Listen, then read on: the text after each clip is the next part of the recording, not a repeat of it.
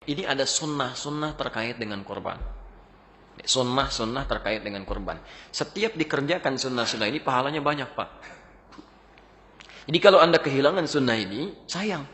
Ya, sayang, potensi pahala nggak dapat. Nunggu lagi setahun lagi. Sekali lagi kalau hidup, gitu kan?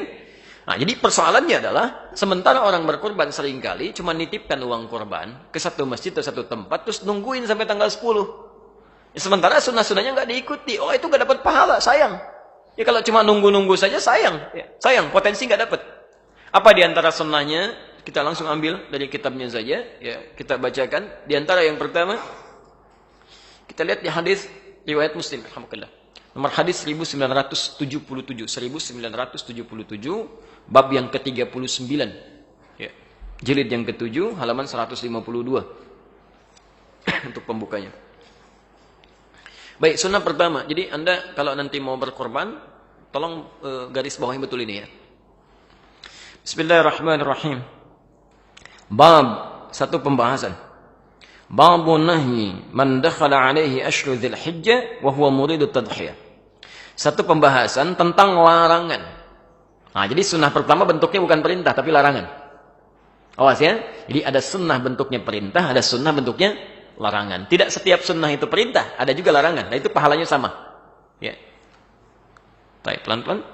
Babun nahyi, bab tentang larangan. Man dakhala alaihi ashru dzil hijjah, bagi siapa yang telah memasuki awal 10 pertama Dzulhijjah, maksudnya tanggal 1 Dzulhijjah sudah masuk, gitu kan? Wa huwa muridu tadhiyah, dan dia menginginkan untuk berkorban. Ya. Jadi ada orang yang memang sudah punya rencana untuk berkorban. Kalau Anda sudah punya rencana, sudah disiapkan, hewan sudah mau dibeli, gitu kan?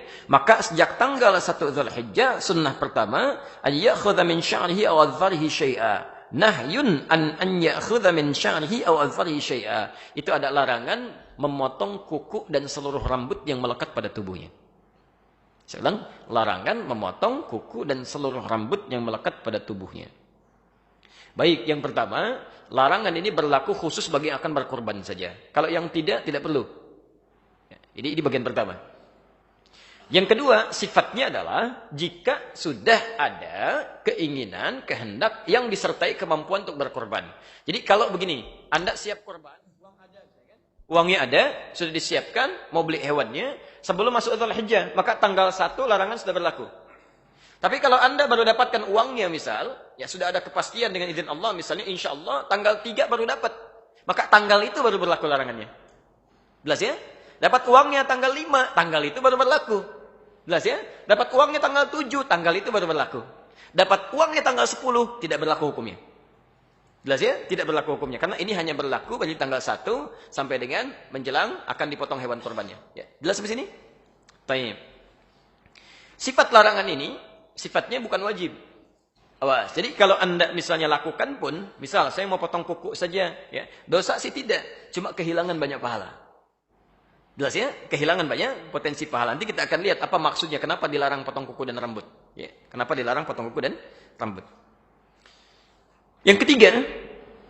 Perhatikan betul ya. Ini sering keliru di sini. Sering keliru. Hadis ini jelas menunjukkan dari semua kalimatnya. Bahkan nanti runtutan keterangannya. Yang dimaksud larangan itu berlaku pada orang. Bukan pada hewannya. Bukan pada hewan.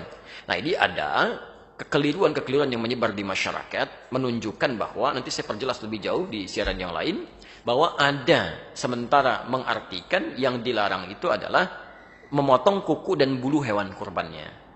Ini yang jadi fatal, kesalahan ini terjadi, maaf, adanya proses penerjemahan, khususnya di Indonesia, yang punya kebiasaan buruk. Jadi penerjemah ini kadang-kadang penerbitnya membagi-bagi terjemahan nih.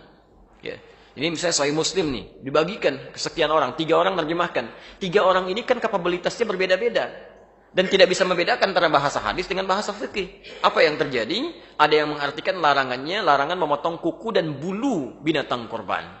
Diterjemahkan ke dalam bahasa Indonesia, ini saya ada kopiannya ya. Nanti lebih jelas lah bisa kita bahas di kesempatan lain. Ini diterjemahkan ke dalam bahasa Indonesia, ya di halaman 899 ditulis kitab kurban dan disandarkan pada seorang syekh yang sangat populer sekali. Ya, syekhnya nggak salah, yang salah yang terjemahkan. Ya, terjemahannya, apabila 10 hari pertama telah tiba dan seorang di antara kalian bermaksud hendak berkorban, maka janganlah dia mengambil bulu dan kuku binatang korbannya. Ini sudah fatal. Fatal kesalahannya. Dan disebarkan dan orang mengamalkan ajaran yang salah. Baiknya, di mana letak kesalahannya? Satu, redaksi hadis yang menunjukkan pada orang. Disebut oleh Nabi, rambut, Pak, Ibu sekalian, mohon maaf ya, mohon maaf. Di sini rambutnya menggunakan kata basyar. Rambut itu istilah khusus yang melekat pada manusia. Kalau pada hewan, bulu. Dan lain, bulu ayam, bulu kambing, ya, bulu sapi, bulu domba. Nggak ada rambut ayam. Rambut kelinci bagus banget ya, bulu.